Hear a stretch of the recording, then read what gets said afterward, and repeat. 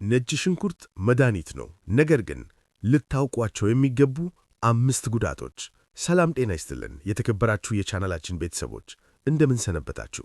ዛሬ ይዘንላችሁ የቀረብነው መረጃ ሁሌም ከምናቀርበው ለየት ያለ ነው። ብዙ ጊዜ እዚህ ቻናል ላይ የምናወራው ስለ ተፈጥሮ ምግቦች ጥቅም ነው። በተለይም ነጭ ሽንኩርት ለጤና፣ ለልብ፣ ለደም ግፊት መድኃኒት ነው ስንል ቆይተናል።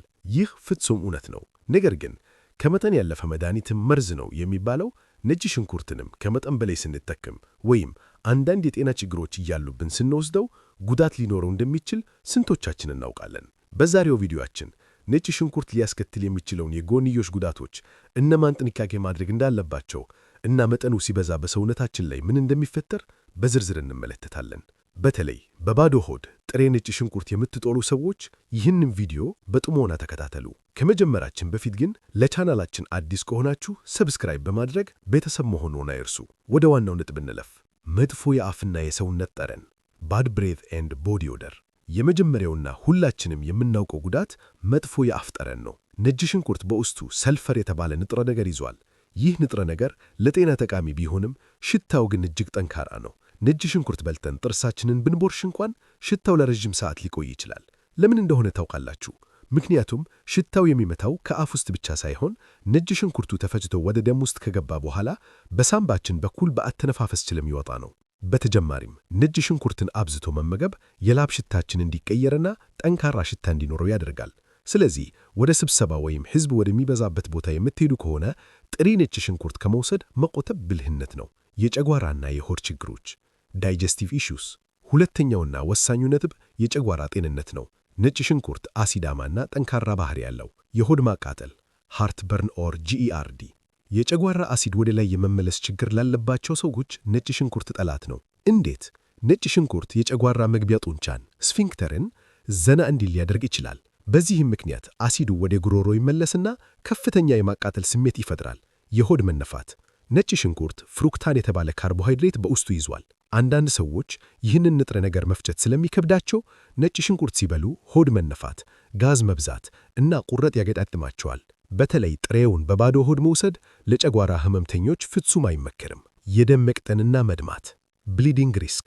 ይህ ነጥብ በጣም አደገኛና ጥንቃቄ የሚፈልግ ነው። ነጭ ሽንኩርት በተፈጥሮው ደም የማቅጠን ባህሪ ያለው፣ ይህ ለልብ ህመምና ለደም ግፊት ጥሩ ሊሆን ይችላል። ነገር ግን ጉዳት የሚሆነው መቼ ነው? ከቀድስታ በፊት። ቀድስታ ሰርጀሪ ልታደርጉ ቀጠሮ ካላችሁ ቢያንስ ከ2 ሳምንት በፊት ነጭ ሽንኩርት በተለይም በብዛት ወይም በካፕሱል መልክ ማቆም አለባችሁ። ምክንያቱም ከቀድስታ ወቅት ደም እንዳይረጋ በማድረግ ከፍተኛ ደም መፍሰስ ሊያስከትል ይችላል። መድኃኒት የምትወስዱ ሰዎች የደም ማቅጠኛ መድኃኒቶችን ለምሳሌ እንደ ዋርፋሪን ወይም አስፕሪን የምትወስዱ ከሆነ ነጭ ሽንኩርትን በብዛት መጠቀም የመድኃኒቱን ኃይል ከመጠን በላይ መጨመርና ለውስጣዊ ደም መፍሰስ ሊዳርግ ይችላል። ሐኪማችሁን ሳታማክሩ አብዝታችሁ አትውሰዱ። የደም ግፊት ከመጠን በላይ መውረድ ሎው ብለድ ፕሬሸር። አራተኛው ጉዳት ከደም ግፊት ጋር ይገናኛል። ነጭ ሽንኩርት ደም ግፊትን እንደሚቀንስ ይታወቃል። ይህ ለልብ ህመሞች መልካም ዜና ነው። ነገር ግን በተፈጥሯችሁ ዝቅተኛ የደም ግፊት ካለባችሁ ወይም የግፊት መቀነሻ መድኃኒት የምትወስዱ ከሆነ ነጭ ሽንኩርትን አብዝቶ መጠቀም ግፊታችሁ ከመጠን በላይ እንዲወርድ ሊያደርግ ይችላል። ግፊት በጣም ሲወርድ ምን ይፈጠራል? ማዞር፣ የአቅም ማነስ፣ ብዥልትና ራስን መሳት ሊያገጣጥም ይችላል። የቆዳና የአይን ጉዳት ስኪን ኤንድ አይ ኢሪቴሽን። አንዳንድ ጊዜ ሰዎች ለብግር ወይም ለፈንገስ ሕክምና ብለው ጥሬ ነጭ ሽንኩርትን ቀጥታ ቆዳቸው ላይ ይቀባሉ። ነጭ ሽንኩርት አሊሲን የተባለ ጠንካራ ንጥረ ነገር ስላለው ቆዳን ለማለብለብና ለማቃጠል አቅም አለው። በተለይ ፊታችን ላይ ረጅም ሰዓት ካቆየነው ቆዳን በማቆሰል ተባስ ሊተው ይችላል። በተጨማሪም ነጭ ሽንኩርት እየላላችሁ አይናችሁን ብትነኩ ከፍተኛ የማቃጠል ስሜት ስለሚፈጥር ጥንቃቄ ያድርጉ። ለማንና ምን ያህል? ፕሪኮሽንስ። ታዲያ ነጭ ሽንኩርት መብላት እናቆም? በፍጹም። ነጭ ሽንኩርት እጅግ ጠቃሚ ምግብ ነው። ዋናው ቁም ነገር መጠን ላይ ነው። በምግብ ውስጥ ተበስሎ የሚገባው 1 ወይም 2 ፍሬ ነጭ ሽንኩርት ለአብዛኛው ሰው ምንም ጉዳት የለውም። ጥንቃቄ ማድረግ ያለባችሁ ጥሬውን በብዛት የምትበሉ ከሆነ ነው። በቀን 1 እና 2 የነጭ ሽንኩርት ዘለል በላይ ጥሬውን መብላት ለጎንዮሽ ጉዳት ሊዳርግ ይችላል። ለነፍሰ ጡር እናቶች በምግብ ውስጥ ጣዕም ለመስጠት የሚገባው መጠን ችግር የለውም። ነገር ግን ከሕክምና ሜዲሲናል አማውንት በብዛት መውሰድ አይመከርም። ማጠቃለያ ኮንክሉዥን። በአጠቃላይ ነጭ ሽንኩርት ተፈጥሮ ስጦታ ቢሆንም ሁሉም ሰው እንደፈለገ ሊጠቀምበት ይችላል ማለት አይደለም። በተለይ የጨጓራ ህመም፣ የደም መቅጠን ችግር ወይም የሚደረግ ቀድስታ ካላችሁ ጥንቃቄ ማድረግ ወሳኝ ነው። ሁሉም ነገር በልክ ሲሆን ነው የሚጠቅመው የሚለውን መርህ አትርሱ።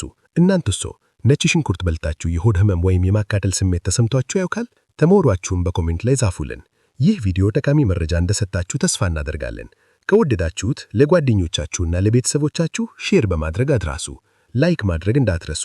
ለቻናላችን አዲስ ከሆናችሁ ሰብስክራይብ በማድረግ የደውል ምልክቷን ተጫኑ።